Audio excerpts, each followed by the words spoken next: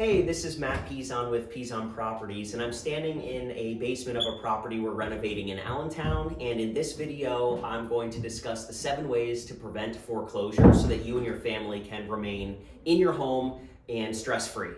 The first way to prevent a foreclosure is to have a conversation with your lender.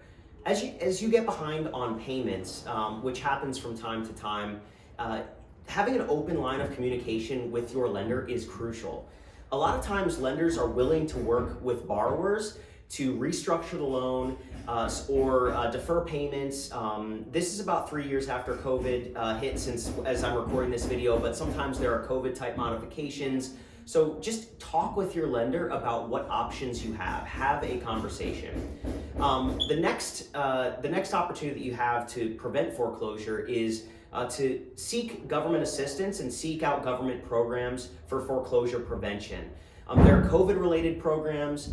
There are also different rebate type programs. There's different government-sponsored programs in your area. Some of them can be city-specific. There might be a city program. There could be a town program or borough program. There could be state programs, or there could even be federal programs. So look up in your area what programs through local, state, or federal government agencies that are available to you, and do some research for your area and reach out to those agencies to see what the application process is like. Next, ideally you do this before you get into payment issues, but you can refinance your home. Ideally before, if you see payment issues coming, you could extend the term of your loan, but look at a refinance. So let's say you have 15 years left on your mortgage or 20 years left. You may be able to reduce payments if you refinance, perhaps at a lower interest rate, or you could even spread out that same amount of debt.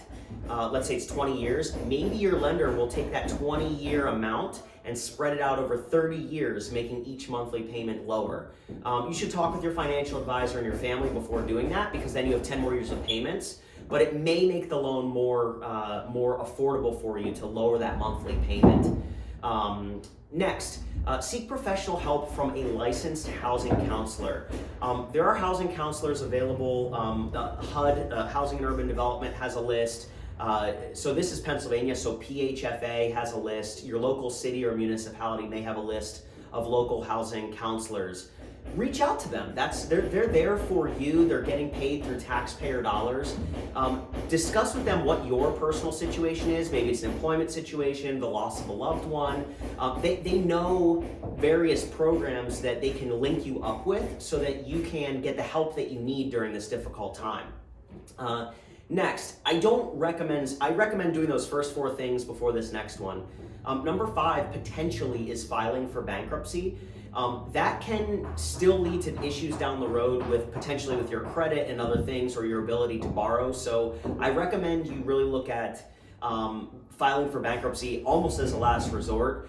But that can slow down the foreclosure process. You can restructure debts, whether it's with your mortgage or other debts, and reduce those balances so that the lender will accept less money in return for wiping it away. So it's not ideal, but it is an option for you for number 5. Sorry, a little bit of activity going on upstairs. Number 6, deed in lieu of foreclosure. This is basically handing in the keys to the bank and saying, here you go. You can give the deed back, give the keys back to the bank. They don't foreclose, and it can help you if you need to do that. Again, last resort, but if you do need to do that, it can shorten up the process where you don't have a foreclosure on your record. It can help you move on faster, as opposed to being in limbo and getting served with sheriff paperwork and having an auction that's not on your timeline.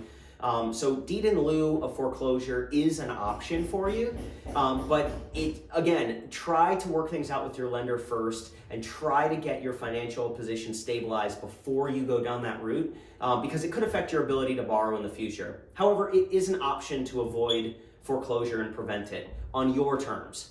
And then lastly, you could consider a short sale. This is when the lender is willing to sell the property and not go through with the foreclosure process, and they may take a loss on the loan that they have, and they may accept less of what your loan is, in order to just not have the loan go into forbearance or delinquency or forbearance or all these other things, or have to go through the foreclosure process. So you could consider proposing a short sale to your lender. Again, though, that comes with implications for your personal credit. You might not be able to borrow or get credit cards or auto loans. So again, those last three things, filing for bankruptcy, deed in lieu of foreclosure, and considering a short sale, those are really last resort things. I want to stress that. Your primary option really should be talking with your lender. They might be willing to add payments onto the end of the loan, forgiving payments now, putting them onto the loan later, extending the term of your loan out from 15, 20 to 25, 30 years. So that really should be your first option. It's a difficult time, and hopefully this video has helped you think through a couple of ways where you can prevent further stress for yourself. Wishing you all the best. Good luck.